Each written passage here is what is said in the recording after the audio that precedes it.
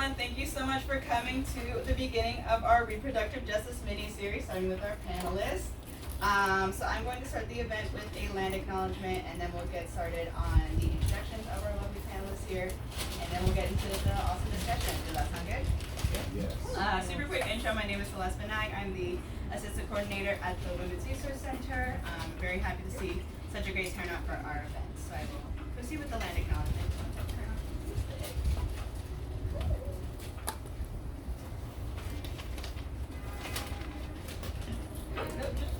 Sorry. Excuse me. We stand upon a land that carries the footsteps of millennia of Kumeyaay people. They are a people whose traditional lifeways intertwine with the worldview of earth and sky in a community of living beings. This land is part of a relationship that has nourished, healed, protected, and embraced the Kumeyaay people to the present day. It is part of a worldview founded in the harmony of the cycles of the sky and balance in the forces of life. For the Kumeyaay, red and black represent the balance of those forces that provide for harmony within our bodies, as well as the world around us. As students, faculty, and staff, and alumni of San Diego State University, we acknowledge this legacy from the Kumeyaay. We promote this balance in life as we pursue our goals of knowledge and understanding. We find inspiration in the Kumeyaay spirit to open our minds and hearts. It is the legacy of the red and black. It is the land of the Kumeyaay. Ikai Ikun, my heart is good. Thank you. And then I'm just going to read the bios of our lovely panelists. First off is Dr. Jocelyn Kilmer, is a PhD and is a lecturer in anthropology at San Diego State University. Her research focuses on the healthcare in the Indian state of Rajasthan. Her initial project explored how women's restricted access to public space impacted the provision of reproductive health care in rural areas. She is currently collaborating with a team in India to improve access to reproductive and sexual health resources for men.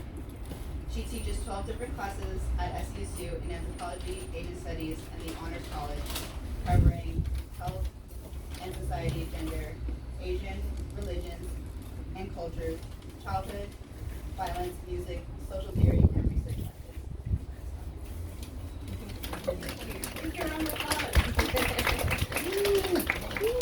Our second panelist is Dr. Kamala Price. She is a professor of women's studies at San Diego State University for more than 2 decades. Dr. Price has been 3 decades. Dr. Price has been active in the reproductive rights and reproductive justice movements, including working for a number of national women's rights organizations. She has also worked as a legislative fellow on the U.S. Senate Health, Education, Labor, and Pensions Committee. She currently serves on the board of directors of Planned Parenthood of the Pacific Southwest. She has been an active member of Sister Song Women of Color for Reproductive Justice Collective and served on the founding advisory board of Women, Action, and Media. Also Give it up for our panelists.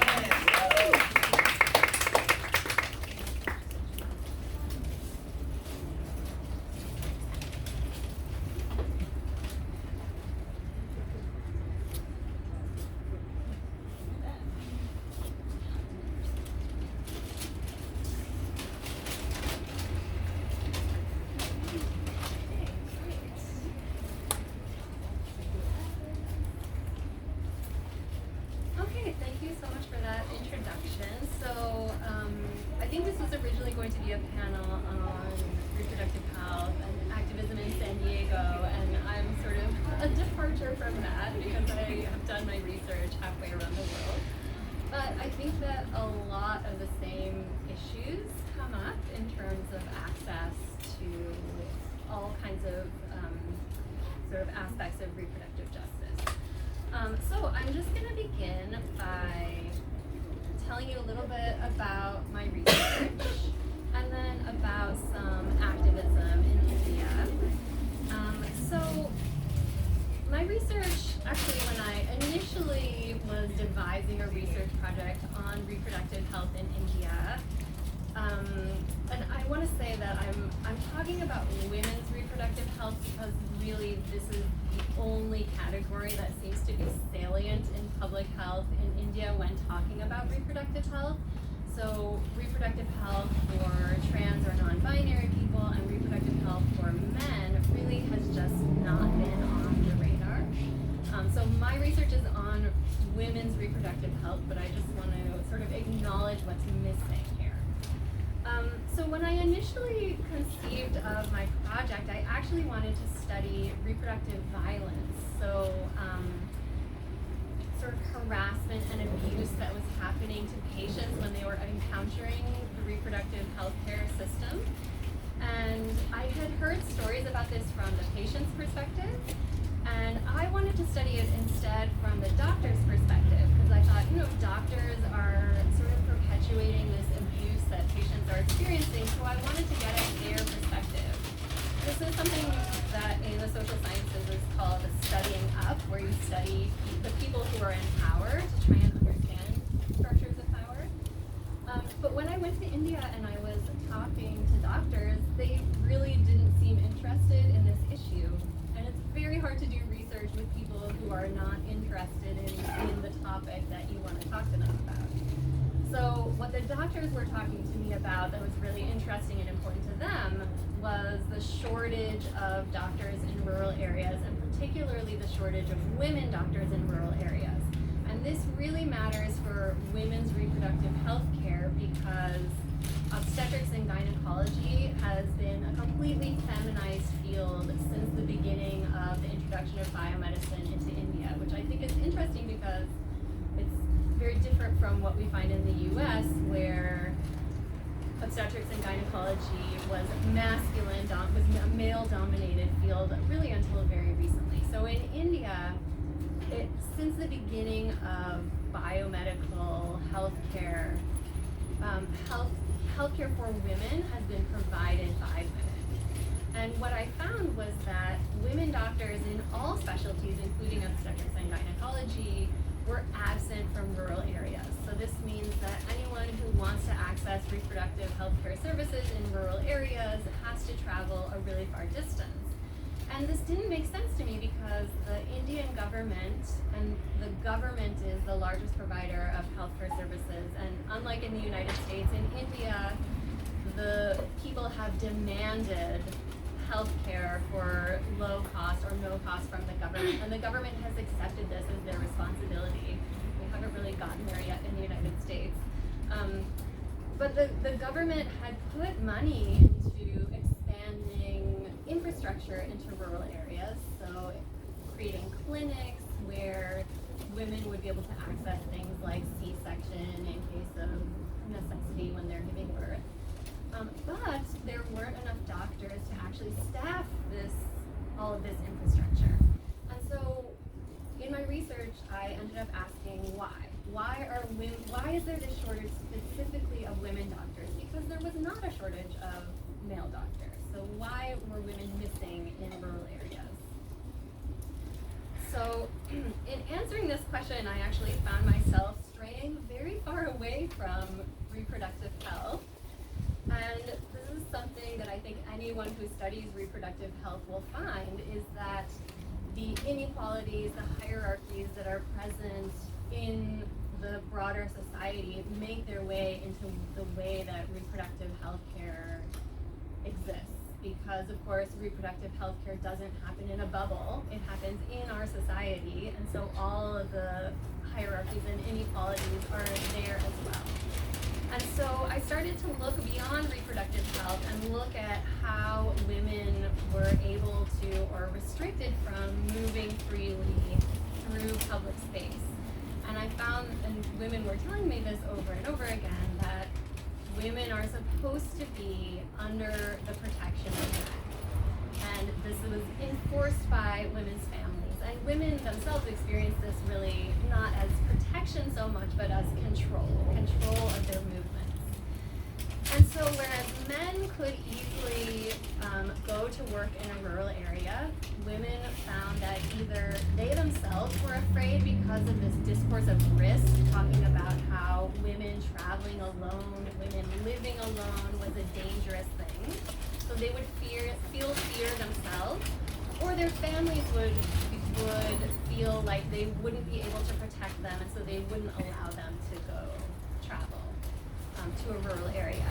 And this was, there were a lot of doctors who wanted nothing to do with working in a rural clinic. They wanted to be in the big city where they have malls and movie theaters and coffee shops, and it's really a different kind of space than the village where there's not regularly running water. When I lived in a village, in my research, electricity would come on a couple of hours during the day. The water would come in for 1 hour, and so people would gather their water like in a big receptacle, and they would use it throughout the day. So living conditions were just extremely different. So some doctors were like, we just want nothing to do with this.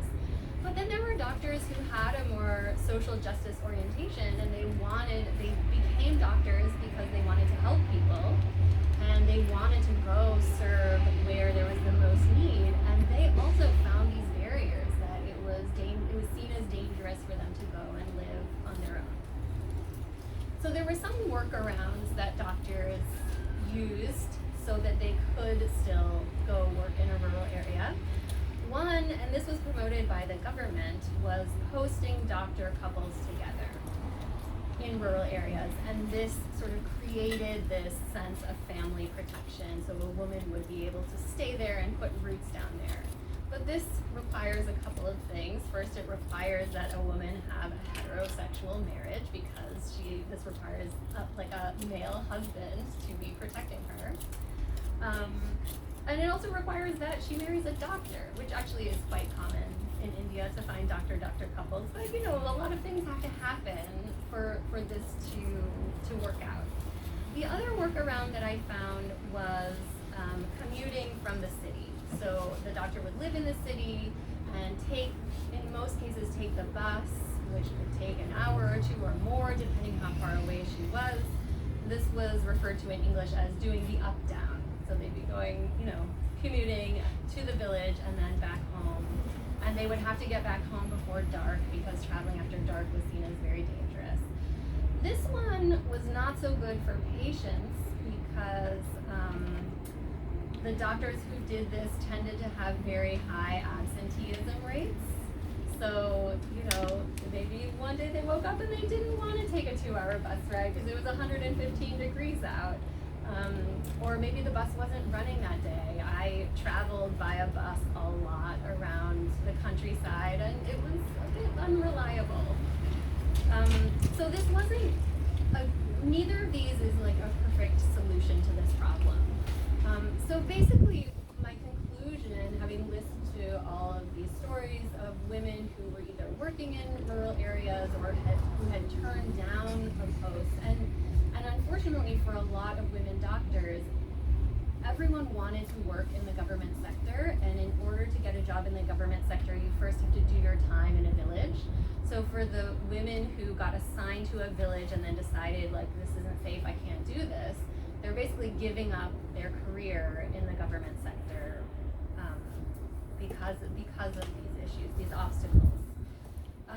So basically my conclusion is that because women don't have the same access to public space as men, they have to sort of exist in these designated spaces of protection.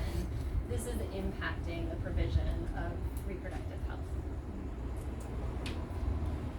Okay, and so I was very interested to see what kinds of activism were happening in India that were trying to change this culture, because this is a problem that can't be solved by the public health sector or by the sort of public health system, because this is a problem in the broader culture. And so there has been a lot of activism in India regarding women's right to access public space, particularly since 2012, when there was a very highly publicized sexual assault that happened to a young woman when she was riding a bus. She was going to a movie with a friend of hers, and she ended up dying of her injuries. And this caused just massive outrage across the country and made international news as well.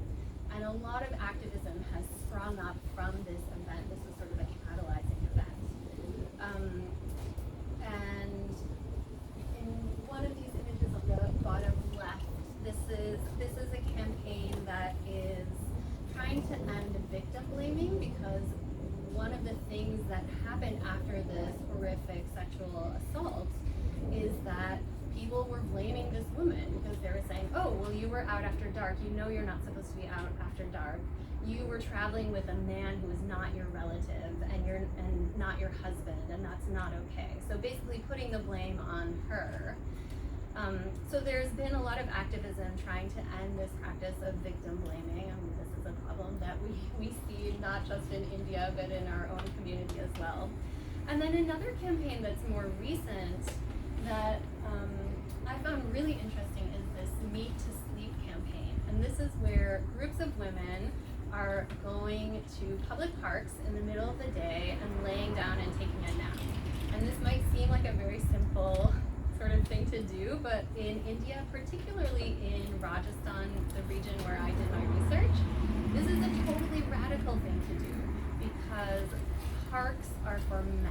And there's no written law that says parks are for men, but women know, and I experienced this myself, if a woman goes to a park in the middle of the day, it's going to be full of men, and those men are going to assume that any woman who's coming to that park is a sex worker or looking for sex in some way, or is not a quote-unquote proper woman, and they might behave accordingly. So this seems like a very simple thing to do, but this is a more radical act, and it's trying to open up space for women. And for me, in sort of seeing all this activism that's been happening, unfortunately it's been happening since I've been back in San Diego, so I haven't been able to participate in it. But this, I think, is one of the first steps toward solving the problem that I saw in my research, is trying to make it okay for women to be out and about. Okay. And then one other point of activism that I want to bring up, because this has had actually a really dramatic effect on policy regarding reproductive health care. And this is around the right to have children. So Dr. Price is going to tell us all about reproductive justice and what it means, but one central tenet in reproductive justice is the right to have children if you choose, beyond just the right to not have children, which is what we think about with abortion and abortion rights. So in India, for much of the 20th century, there was a focus on population control. And what this looked like on the ground was when people came to clinics looking for reproductive health services, women would be pressured into getting sterilized or getting a long-acting contraceptive, usually an IUD, inserted. And this is because the people who were giving aid, outside aid to India, were following these protocols developed by international organizations like the World Health Organization that were promoting the use of quotas because they wanted to lower population growth, slow the rate of population growth. And so different clinics in India and also like low-level community health workers all had to fulfill these quotas of a number of women. And by the way, this is only happening for women. Men can be sterilized too, and they were not being sterilized. This is all happening on the bodies of women. They had quotas that they had to fulfill in sterilizations and IUD insertions, and if they didn't fulfill them, they would have their salaries withheld. And so what we saw on the ground was a lot of pressure and coercion and sometimes sterilizations and IUD insertions without the person's consent or sometimes even knowledge. So someone would go into a government institution to give birth and then find later that, oh my God, they've been sterilized without their consent. So there was a lot of pushback against this, not just in India, but in other countries where the same policies had been put in place. And so as a result, the World Health Organization has changed their tune, and now they're no longer recommending quotas. They're recommending what they call holistic reproductive health. So in India, there are no more quotas for these things, but I found that the effects really still linger because practitioners still have gotten this message that a small family is the right size. So when their patients come in and they've already had 2 children, they're again thinking like, oh, I know what's best for my patient. I'm going to convince them to get sterilized or convince them to use an IUD. So we still see very similar pressure on women to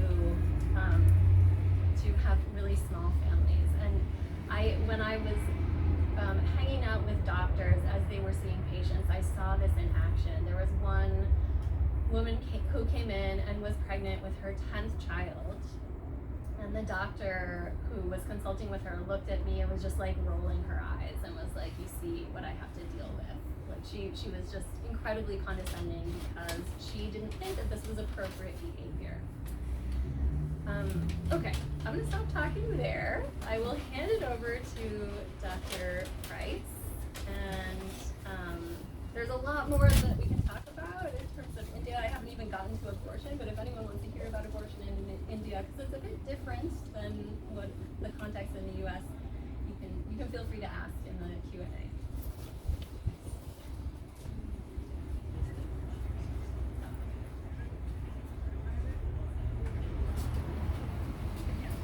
Good afternoon, everybody. Good afternoon. That's what I love to hear. I say hello, you say hello back. So I'm Kim Price, professor and chair of women's studies here at San Diego State. And so I'm just going to do a brief sort of overview of what I'm doing, because I was sort of just told just talk a little bit about what I do in terms of research and activism. I'm just doing the highlights. So this is like not meant to be comprehensive at all. But just to give you a sense of what I do, and then we'll be having a discussion, right, of questions and answers. So I'm a political scientist by training, and I identify as a scholar activist because I've always been that person who's never been able to separate the two. I've always been very interested in doing research and doing policy work, as well as doing the activism work as well. And so part of the challenge of sort of a 30-year career, as I'm thinking about it now, has been trying to find a balance between the two, making it work. In many cases, having to make decisions about where I end up in terms of where I work, where I end up in places that actually support that kind of work. I started my career in the early 90s as a newly minted political science major. I moved straight to Washington, D.C., like a lot of us do as poli-sci majors, because, and I also had a lot of background in women's gender studies and Africana studies and Latin American studies and whatnot as an undergrad. And because I wanted to change the world, help change the world. You know how idealistic you can be, because you're like, I've got this new knowledge and I want to put it to use. So I went to D.C. For about 4 years. I was working for a lot of feminist groups, like the National Women's Political Caucus, NARA, which is the National Abortion Rights and Action League, and some other groups kind of doing that work, but kind of felt the pull to go back to academia and do research, and so I decided to get my PhD. Not thinking that I was going to go and end up in academia. I thought I was going to go get a PhD, go back to DC and work for a policy tank, a think tank, and whatnot. But life takes you in many different directions, and what I've been told, what I've learned, is you can make plans and whatnot, but also you need to sort of follow the opportunities when they come. And sometimes you might think what is the best plan for you may not necessarily be the best plan for you. And so that's kind of one of my nuggets in terms of thinking about careers, that we get so focused on what you should do, what you shouldn't do, and how to go about it. Sometimes life takes you in different directions. And so I never thought I would be in San Diego at all. Never thought I was going to be on the West Coast, period. And I never thought I was going to be an academic, but here I am. And so I did that, but also as I went into academia, realizing that I didn't want to sever ties from doing activist work. And so I've always found ways to be involved, whether it is being an active member of Sister Song, for example, or as I've been here in San Diego, serving on the board of the local Planned Parenthood, which actually I've turned off because I can't do everything. And that was a lot of work. It's meaningful work, but it's it gets too much, and particularly now as I'm being chair of the department, I really have to kind of let that go. But I still kind of keep in touch with that and do what I can. But part of what I do is doing the research, doing the writing, doing the publications, doing the teaching, but also doing community stuff, whether it is doing doing community workshops, whatever it is that people want me to do or ask me to do. And as you can imagine, my life has gotten even busier thanks to the U.S. Supreme Court. That I'm even more so doing more of this kind of doing talks and workshops and like that. And that's kind of a quick overview of kind of me as a working professional in this, but also in terms of my research is on focuses on reproductive policy and politics, as well as reproductive justice as a movement, as a theoretical, conceptual framework, as an organizing principle, and in general. And so what I do is I look at social movements. I come from a social movements perspective. And that's what a lot of my work has been so far in terms of kind of understanding what it is and kind of mapping out the political history of it, the intellectual history of it, and seeing the interactions between actual activists and scholars, because a lot of what we know about reproductive justice and its framework is not just scholars coming up with the framework, it's actually activists coming up, and I want to honor the work that activists have done as intellectual, producers.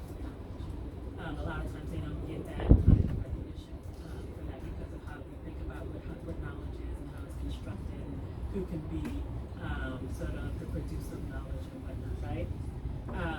And I'm also sort of interested in looking at it in terms of coalition building, because the reproductive justice movement is really a good sort of case study in looking at how activists have organized across many kinds of differences to build coalitions to do this kind of work within the movement itself, but as well as working across movements and building that kind of political power in terms of that. And so just to give you a quick highlights of my research, it's going to be very quick.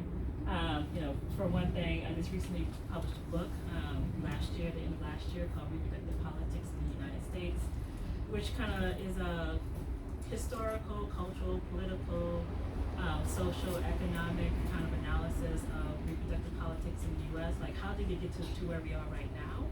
Kind of analysis in terms of thinking about how reproduction and the body and sexuality gets conceptualized and regulated through policies, through institutions and whatnot. And I use a reproductive justice framework in the sense that I look at the interactions of race, gender, class, sexuality, and so forth, but also moving beyond just looking at abortion and contraceptives, which I think that, when we talk about reproduction and reproductive politics in the United States, a lot of times it gets focused in on abortion and contraceptives, but looking at pregnancy and childbirth and not dying of birthing justice, looking at LGBTQ plus issues and how and sexual justice issues and how that interacts with reproductive justice, looking at teens and sexuality, looking at pop culture and the role of pop culture and how it shapes the way in which we think about reproduction and sexuality and so on. So that's kind of my most recent project. But in terms of like my ongoing research, it is about the reproductive justice movement, and I've been doing this kind of this research since about 2004 sort of story.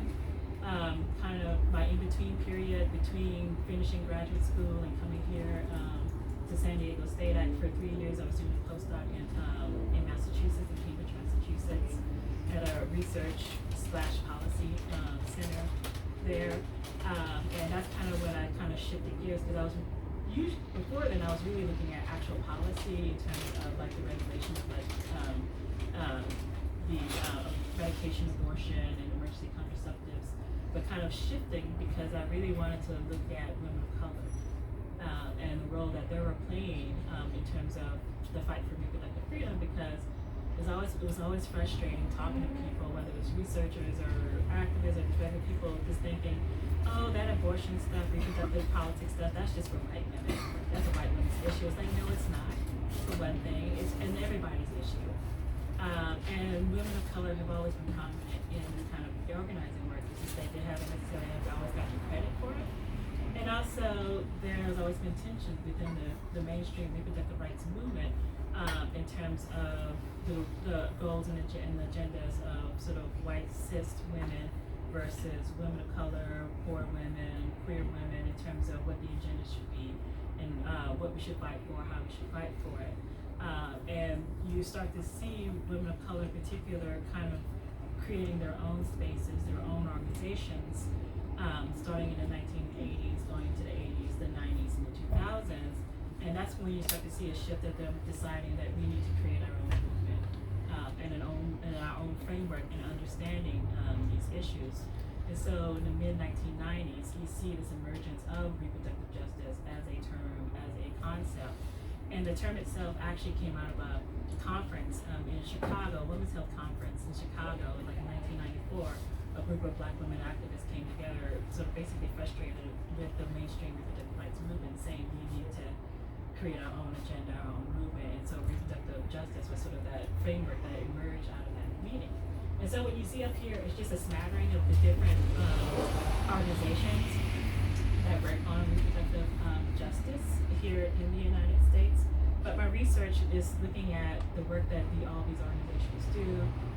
I do participant observation. I'm going to their events, to their meetings and whatnot, interacting with folks, interviewing activists, doing archival research, going actually to archives and looking at their organizational records and other bits of information that they have in those archives, both the records of actual national organizations as well as the archives of individual activists.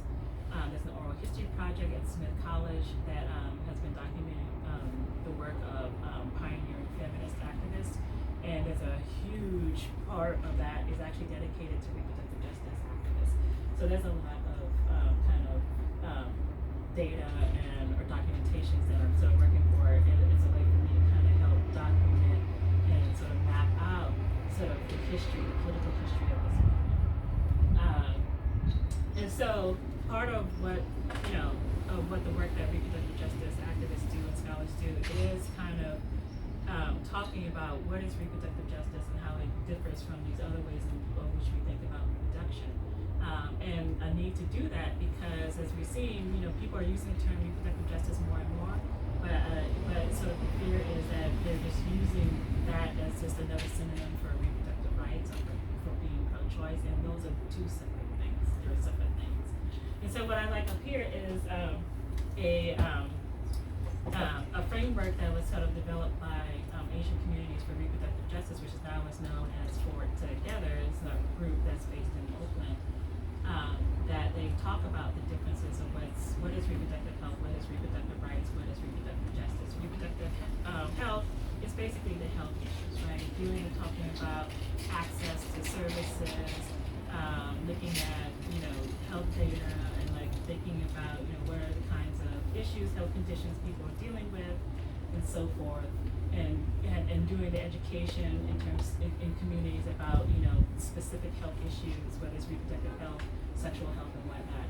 Reproductive rights is that sort of legalistic framework that we use that's based on the constitutional right for the right to privacy. It's all about the individual and about this notion of choice, which reproductive justice activists take into that are in contention with, because who in this world actually have choices?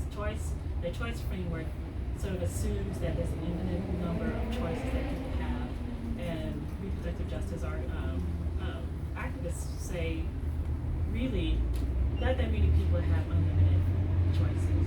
That there are many different factors that sort of limits the kinds of choices that we have, whether it's economic and so forth. And so it really wasn't a good framework, particularly when you start talking about the history of reproductive repression when it comes to communities of color, such as forced sterilizations and whatnot, right? And also the reproductive rights framework usually tends to focus mostly on abortion and making sure Roe v. Wade stays legal, which is not saying that's not important. But if you want to talk about reproductive freedom, you have to talk about it more broadly, because even when Roe was still sort of the law of the land, so to speak, there were still many groups of people who had difficulties accessing different kinds of reproductive health services, such as services. And reproductive justice, at its core, is about addressing reproductive oppression and defining what that is, multiple questions.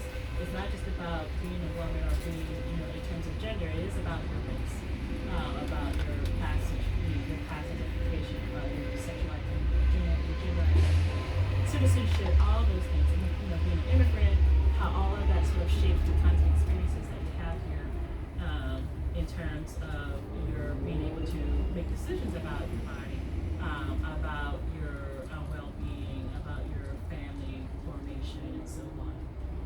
And it really uses it comes from a human rights, social justice framework. And so from that, in terms of thinking about what are the principles of reproductive justice, here I got sort of the bullet points from Sister Song as well as Black Women Birthing Justice. Sister Song, which is sort of a coalition organization that's based in Atlanta, and Black Women Birthing Justice is an organization that's based in Oakland. In terms of bullet point, if you someone that were to ask you what is reproductive justice, so Sister Song sort of came up with the first 4 bullet points: the right not to have children, which is the one sort of principle that reproductive justice has in common with reproductive rights, right? In terms of being able to have access to abortion, being able to use contraceptives right now, but also kind of where reproductive justice sort of splits a little bit from reproductive rights is that the right to have children, because we know there are certain communities, where people their children have been taken away from them. They were considered to be not fit to be parents, right? Or this is where the coercive sterilizations come into play, right? In terms of sort of this right to have children. The right to raise the children that you actually have in safe and sustainable communities. So you can raise your kids in a neighborhood where you're not next to a toxic dump site, where you have to deal with environmental health issues, right? Or being able to live in a community where your children can actually walk and feel safe walking, not without the fear of them of their being violence targets, whether it was by the police or what have you. And this is kind of where reproductive justice sort of intersects with other movements like Black Lives Matter, right? And the right to bodily autonomy, and bodily integrity, being able to control your own body, and to ensure that your body, no one's imposing themselves in your space, that you have that kind of control. And also something that's sort of more recent that kind of is sort of added to this is this right to birthing justice, right? The right to decide the conditions of your pregnancy, your labor, your childbirth practices, choices, what happens after you give birth. That's important. That the right to give birth in your own home or in an independent birthing center as opposed to the hospital. The right to use a midwife as opposed to just strictly using a physician in terms of your birthing practices, and so on and so on, right? So it includes that. But also, another tenet that's sort of been added to this,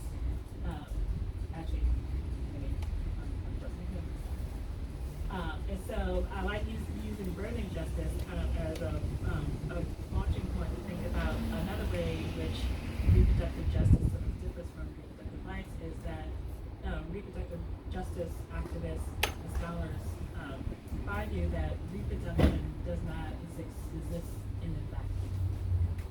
That is connected to all these other issues. And it's important to be cognizant of these different issues because you truly won't have reproductive freedom if you don't also address these other issues. And this is where sort of coalition kind of comes into play in terms of, because there's only so much you can do, as a movement, as an individual organization, as an activist. And so the reproductive justice folks really recognize that how important it was to do this work and think about this work as coalition building, as coalition work. Not only across the movements, but within the movement itself, because the reproductive justice movement itself sort of thinks of itself as a coalition of different communities coming together, working on these different issues, whether it's different communities in terms of race and ethnicity, in terms of class, what have you. And so what I have here is a graphic in terms of the different ways in which you start to see reproductive justice activists and scholars sort of expanding reproductive justice and how it touches on different issues such as environmental racism, environmental justice issues, food justice, Black Lives Matter, immigration, mass incarceration, and so forth. And so what I've been doing in terms of kind of pushing the ways in which we sort of think about coalition building is making the connections between reproductive justice and the LGBTQ plus issues, and sort of thinking about what does it mean to queer reproductive justice.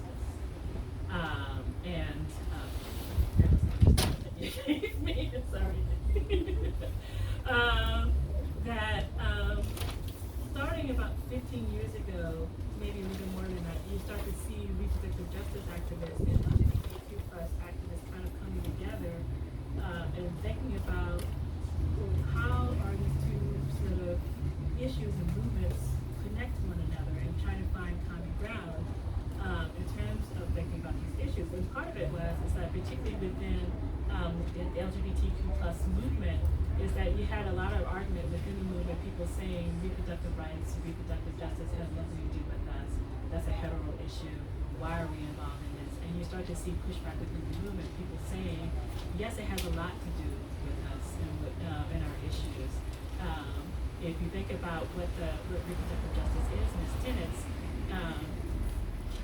the right to bodily autonomy itself is a point of sort of connections between the two movements. The right to make decisions about your body, to live your life how you want to live that life, and not having anything imposed upon you, right?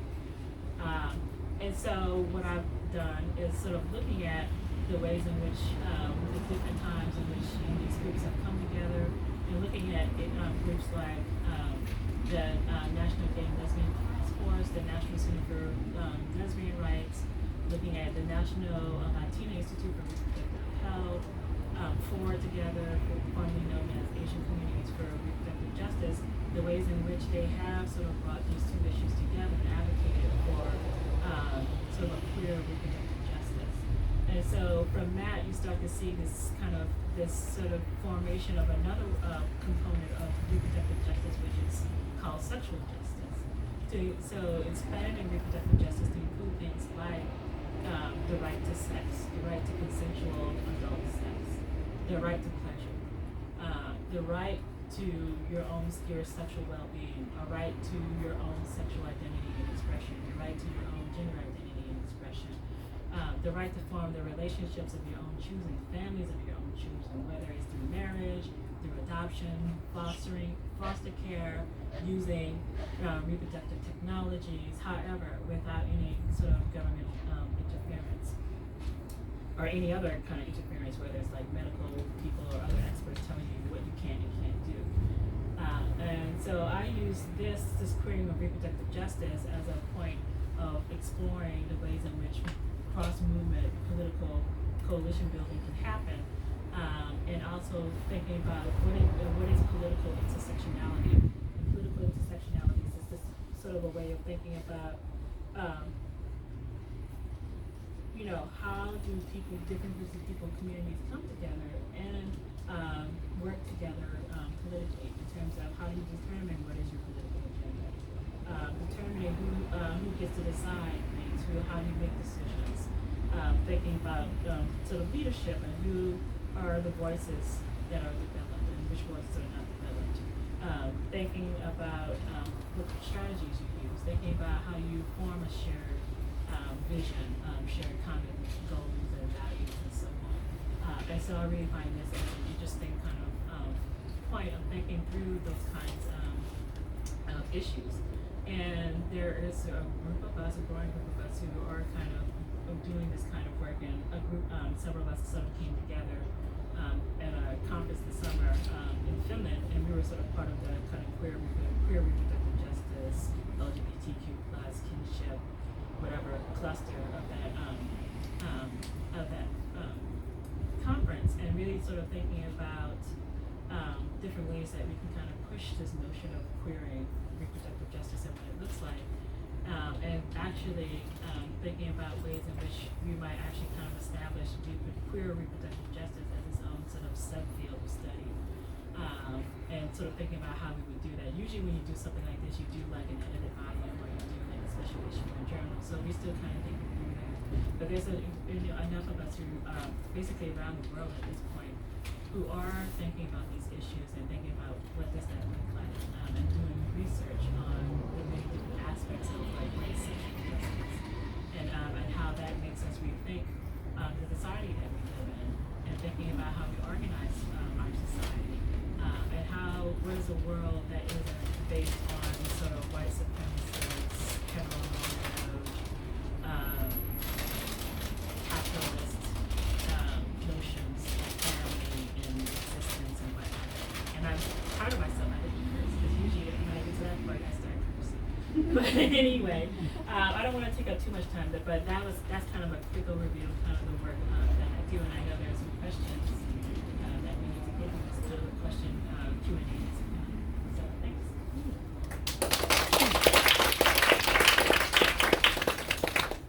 And we are going to transition a little bit more into a discussion and Q&A. There is a I just wanted to quickly introduce our moderator here. This is not just a random person sitting here. This is Victoria. Just a little bit about her.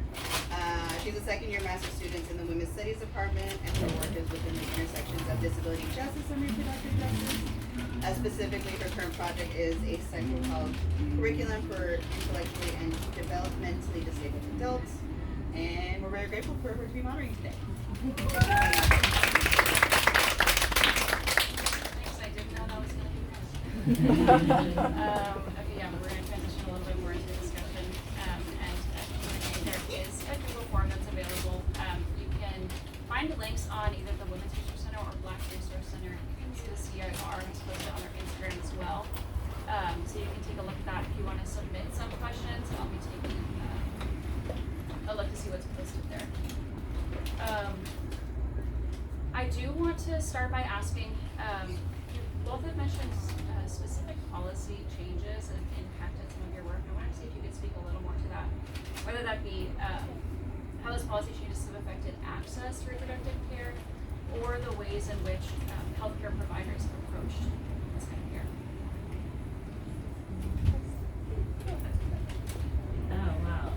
Well, that's the biggest change, the U.S. Supreme Court Dobbs decision. I mean, and that's the thing that's kind of kept me busy these last few months in terms of thinking about policy issues, and sort of part of like people sort of contacting me with the conversations that we're having with colleagues and whatnot is thinking about, oh my God, what's gonna happen now? You know, yeah, everything's going to hell. I was like, well, even with Roe in place, it was still difficult for certain communities to have access to abortion services or this reproductive and sexual health services in general. Either because they were already living in states that were very hostile towards reproductive health. And by the way, it's not just people being anti-abortion. There are a lot of people who are anti-contraceptives. And so I think that's kind of the next step in terms of now, so people who are part of the political right emboldened by the overturn of Roe v. Wade. I mean, the next step is taking away fundamental rights to access to contraceptives and whatnot, and then also things like marriage equality. I would be passing voting rights, whatever, anything that's sort of related to that. But there are many communities that live in what we call clinic deserts, contraceptive deserts, abortion deserts, where they don't have clinics that are close by, whether it's like in their neighborhood or in their cities, or in some cases even their states. When the Dobbs decision, so the clinic, the health clinic that was part of the Dobbs decision for the U.S. Supreme Court, it was in the state of Mississippi.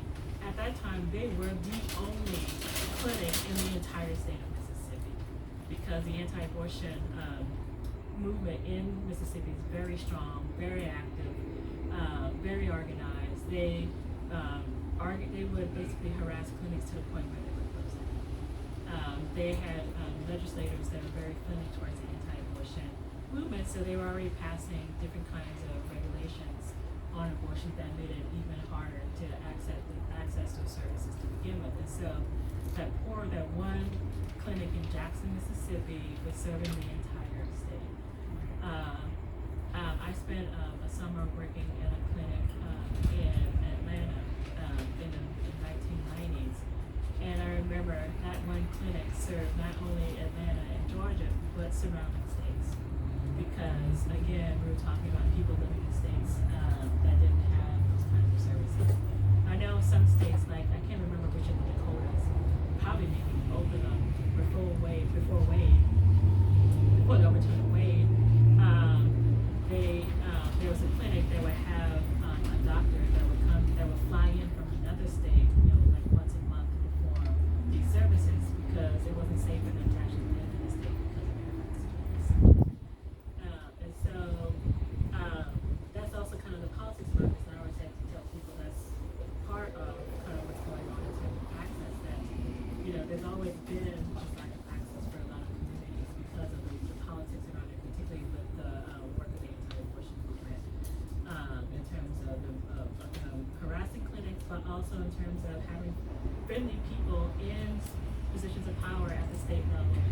And we were passing laws that makes it that have made it even more difficult to access these services. But also there are a lot of health issues that affect marginalized communities.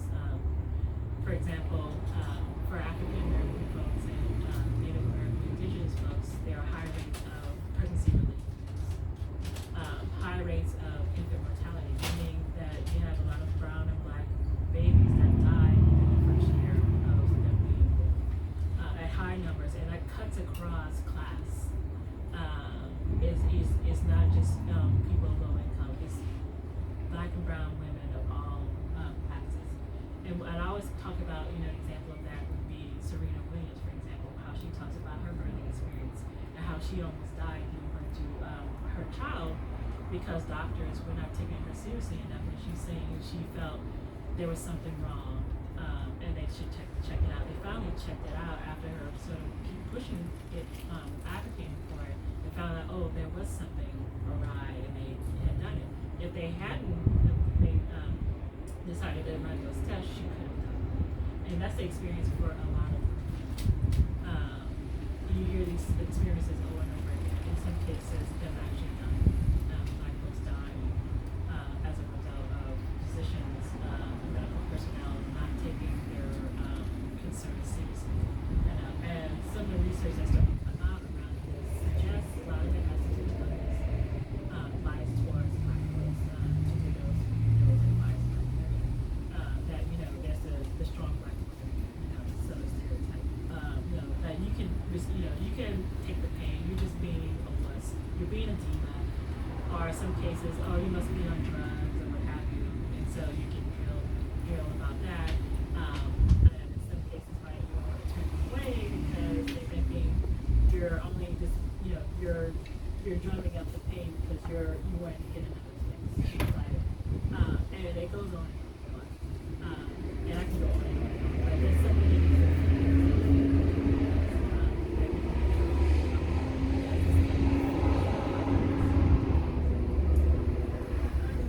Actually, a new abortion law went into effect just a month ago in India, and the policy landscape looks really different in India than it does in the United States right now because abortion has been legal since 1971. But just as Dr. Price was talking about, there are huge issues of access. And interestingly, in India, there is nothing like the kind of religion-based anti-abortion movement that we have here. There's nothing like that, even though they have a very religiously conservative and new nationalist government in power right now. But the issue with access actually comes largely from U.S. policy, because India receives a lot of aid from the U.S., and then some of it goes toward reproductive health services, and we have a law passed in 1973 as a reaction, like a pushback against Roe v. Wade, that says that any foreign country that receives our aid cannot use that money to perform abortion. And so, because India receives so much of this aid, it really restricts the clinics that can provide abortions. And I actually just saw a statistic go saying that they're estimating that 78% of abortions that happen in India are considered unsafe, meaning they're not happening in a biomedical clinic with an appropriately trained person supervising.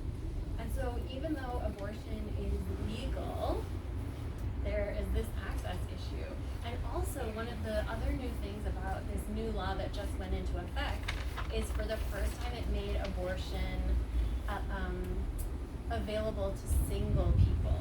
So before this, it was only available to married people or to minors or to people who had been victims of sexual assault. But the conservative government was trying to disincentivize unmarried women from any kind of sexual activity. And for men, of course, it's totally fine, but for women, it's not fine. And so only just this past month has this opened up to single women, but there still is this issue in actually accessing it, even though it's a legal right.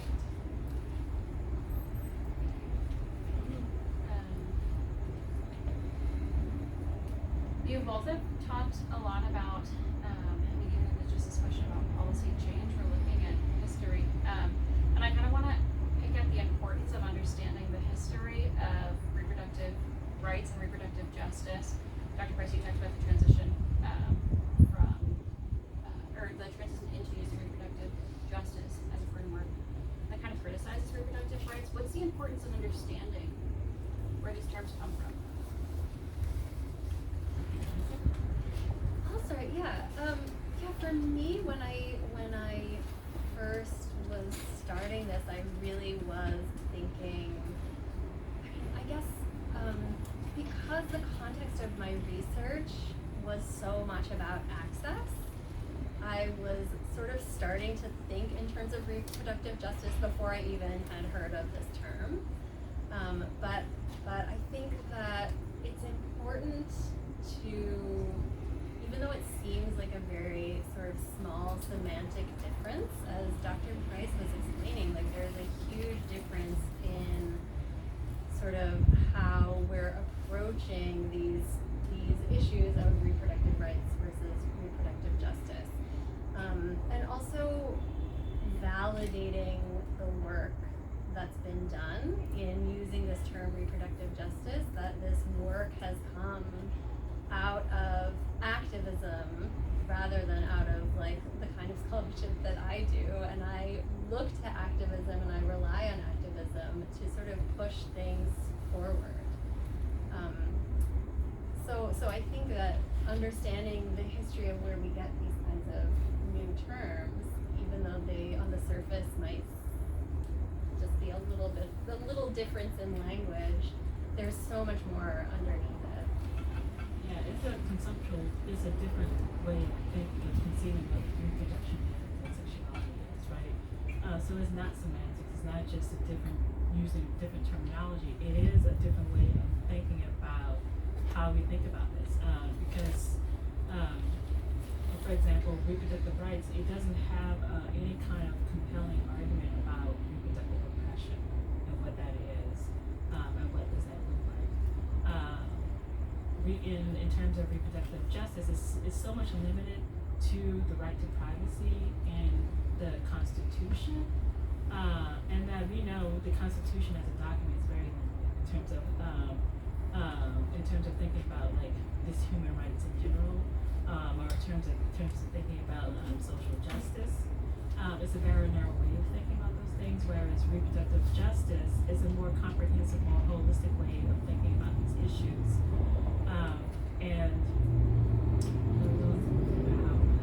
say this, that because the right to choose, I think part of what reproductive justice activism were pushing against is that the right to choose is so much focused on the individual, that we know historically when it comes to communities, it's not only about the individual making decisions, it's about communities having the right to choose. When you're talking about policies that systematically target specific communities, whether it's racial or ethnic minority communities, whether you're talking about low-income communities, talking about people with disabilities, they were systematically sterilizing people with disabilities. They were sterilizing people who had criminal records, like say, because the the thought was that you could pass criminality in order to genes. And so we need, in order for us to curb criminality, we need to sterilize those things. But you can imagine raising past also play a part in it. They're basically sterilizing poor people of color in terms of those criminals, right? And so it's not, it's a different way of organizing, thinking about these issues. Because also part of the choice framework, it was limited in terms of how you talk about the experiences of marginalized communities. And part of that, I think one good example is thinking about the tensions around sterilization, particularly when we're talking about in the 1970s, because there were people leaders, physicians were starting to notice high rates of sterilizations amongst different groups of people. They were trying to figure out what was going on. And specifically, we're seeing African American women in the South, Latinx women in the West, Native American women who use Indian health services, women in Puerto Rico. And so it was clear apparent there was certain groups of people who were being sterilized. But at the same time, you had young white women who could not who were denied getting tubal ligations because doctors were refusing to perform them on them, saying, "Oh, you're young, you're too young, you don't know yet, you might change your mind, or you might find that right guy you want to marry, you want to have kids with him, so don't be hasty in making that decision." And they actually would use a formula to decide whether or not they would perform a tubal ligation or other form of circumcision on a young couple, and usually young white women who came to those services. So they would take your age and multiply by the number of children that you had. And so if that number was 120 or more, then they would perform the sterilization. If it was less than that, they wouldn't. So that means if you were 20 years old, that meant you would have to have had 6 children before they would consider performing the sterilization. That means at the age of 40, you would have had 3 children. And so it was a coercive way of ensuring that white women would continue to have babies. So that's the one side of it. The flip side was we had these coercive policies, whether it's for example, like the welfare policy, sometimes the condition would be you would get your benefits if you would go under and get sterilized, right? And so you had these two dueling things happening, but serving the same purpose, right? Certain people should keep reproducing, basically white folks, white people, middle class and up, but they also didn't want poor white people reproducing. And people of color, you should not reproduce, you're not fit to reproduce. And it's kind of like the social dwarfism sort of thing. And so you saw the tensions because in the 1970s you start to see people who were eventually sort of kind of create the reproductive justice movement saying we need to have more restrictions on sterilizations, and then you have young white feminists saying we need to do away with these restrictions. And so you can start to see how a choice framework doesn't fit. It might fit for a young white woman, but it doesn't fit if you're a person of color in the community where you're basically sterilized without any sort of information, or even sometimes without even knowing that you're being sterilized, right? So kind of two sides of it. And so reproductive justice sort of understands all of that. And understanding there is reproductive oppression, but it plays itself out differently depending upon your race, your class, your sexuality, and so on. I know that makes sense. That does, thank you. Dr. Kumar, I wanted to ask a little bit about, you've mentioned the difference between rural and urban areas and the access doctors had to that. What did you notice for patients or people in the communities? What was the difference in healthcare that was accessible to them in those different spaces? Yeah, there was a really big difference in healthcare because all of what's considered the tertiary level of the healthcare system, so hospitals, are all in cities. And so if you live in a village, you have access maybe to a primary health center, which just has a doctor who can basically prescribe medications, and that's it. And for anything else, they have to refer you onwards. And then there's sort of like in between small villages and big cities where there will be some sort of intermediary sized hospitals, and there will be some sort of some availability of facilities. But what I saw happening is that a lot of people who really wanted to have like the best possible biomedical care for their reproductive health, they would go to the city. And so what happens is the city hospitals are not meant to take in so many people, so they're incredibly overcrowded. So people are basically all sort of flowing towards these urban areas to get their care. And as a result, the care is diminished for everyone, because what I saw in practice is that doctors would just have this line of patients at the door, and there isn't the same kind of private space for medical consultations that we're used to here. It's like medical consultations mostly just happen in the open with all the other patients lined up. And so doctors would try to get through their patients as quickly as possible, and so there was no time for explaining anything, education. There was no time for questions from the patient. And to the doctors I spoke with, this was like providing the best possible care as they saw it, because they were like, there's just so much need, and so our job is to get through people as quickly as we possibly can, because the system is so overcrowded. So there definitely is like a difference between rural and urban spaces, but I just saw so many people all flooding towards the urban spaces. And then in rural spaces, there's a lot more. My work really focused on what the government provided in terms of biomedical care, but there's a lot more out there in India. There's a huge private sector that's largely unregulated. So you have people who have medical training, biomedical training, and are licensed practitioners. But then you have a lot of people who just sort of declare themselves to be a doctor or a practitioner of some kind, who have varying levels of training.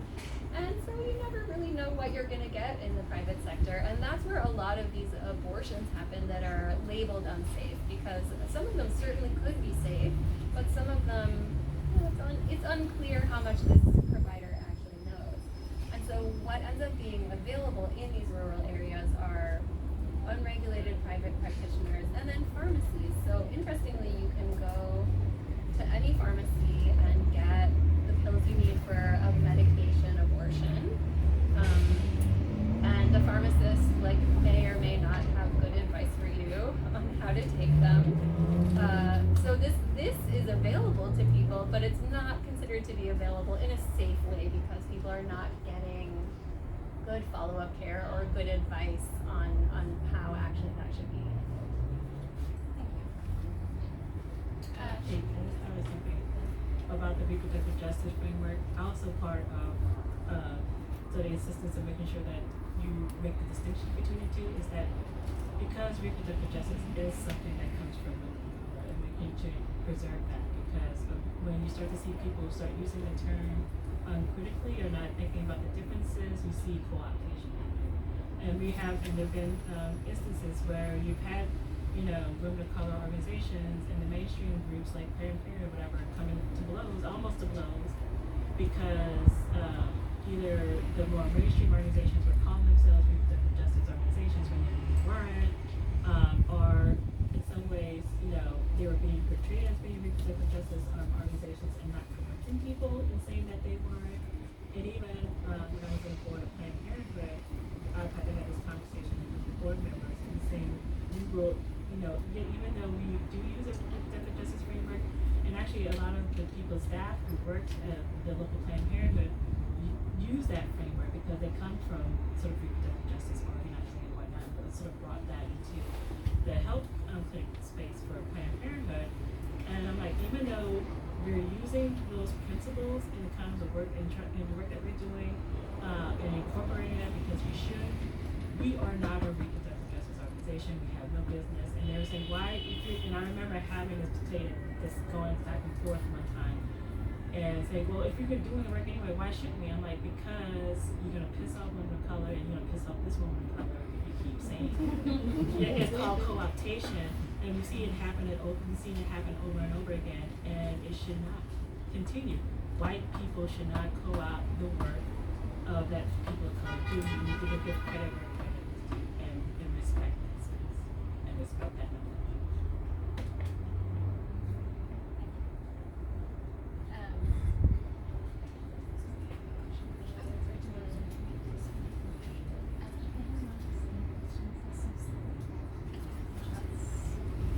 I'll ask a question, then we'll see to get that one.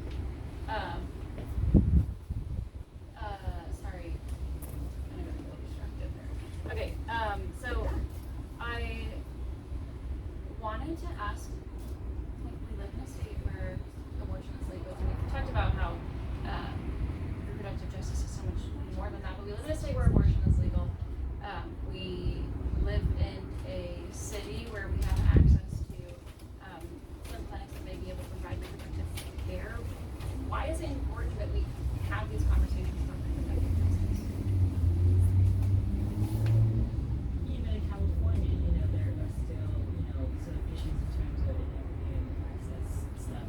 So even if it's legal, and even if we do, more likely to put more money into it, there's still gaps that we need to still address. And so,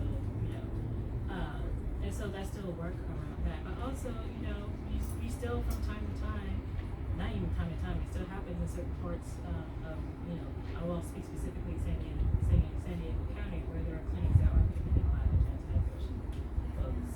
And I remember it took us the longest time to even get a clinic, our first clinic in Imperial Valley, because Planned Parenthood serves 3 counties, San Diego, Riverside, and Imperial counties, that it took a long time to get that established because there was pushback from anti-abortion people there.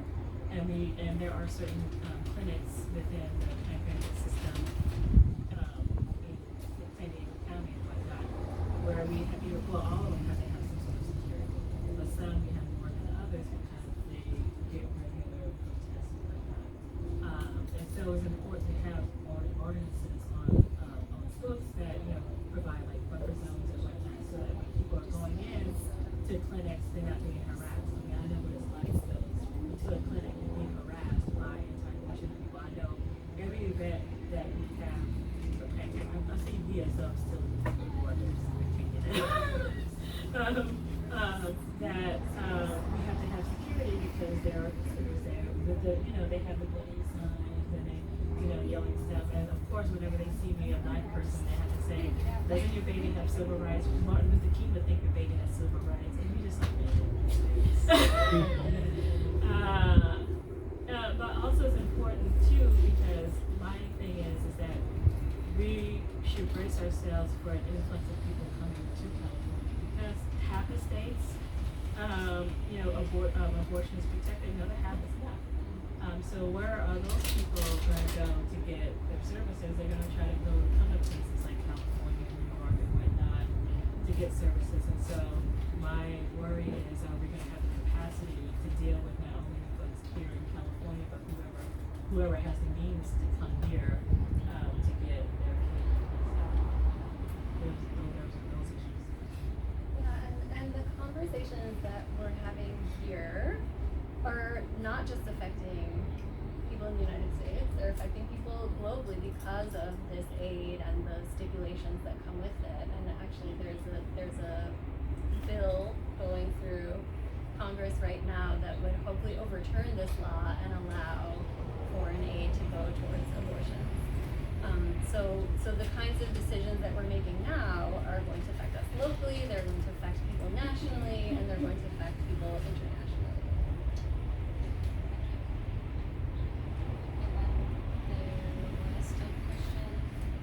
Oh, okay. I kind of want to end with this question of what future reproductive do you dream of? I do appreciate the Meet to Sleep campaign. So what future reproductive justice do you imagine are being dreamt of in the Meet to Sleep campaign as well? Oh, well, I mean, related to my project, certainly, like, just, I mean, my project project was very narrow, so my dream is much broader than that. But for at least thinking about my project, it's like that we would be able to solve this problem. And this seems like it could be solvable in the near future, that we expand access to all people to public space, and then you know, we bring doctors to rural areas, and then we have to tackle a lot of other issues. I mean, in India, I've been talking a lot about this rural-urban divide and sort of rural maps onto being poor, being uneducated in the Indian imagination, but there are also other sort of fault lines there. I haven't said anything yet about caste, because in India, race is less relevant because most of the population is seen as coming from the same racial group. But caste is really the marker of difference. And so that's a whole other issue laying on top of this and intersecting with this sort of issue of rurality and poverty and lack of education.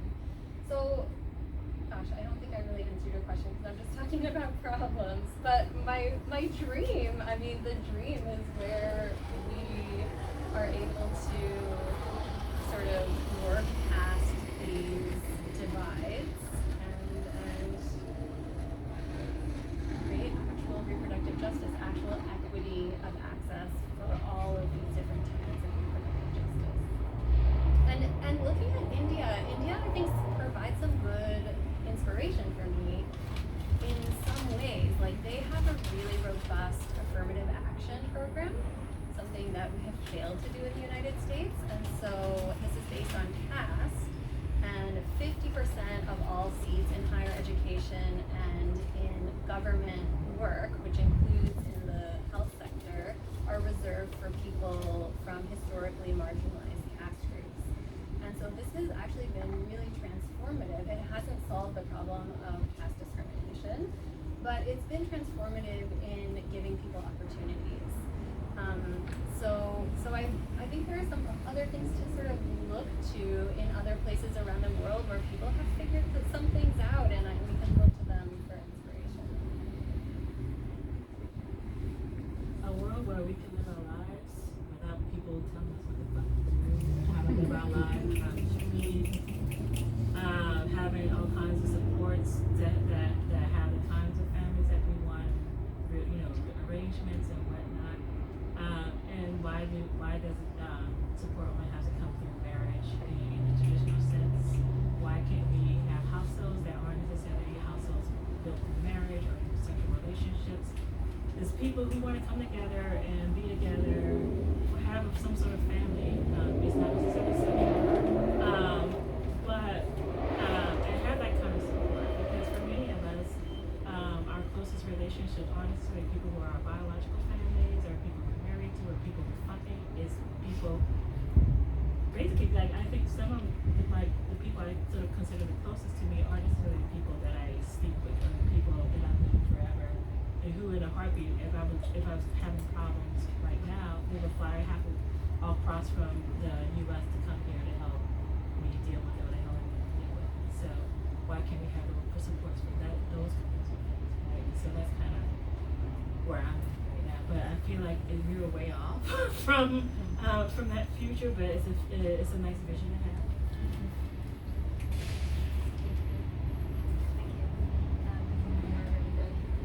Give up.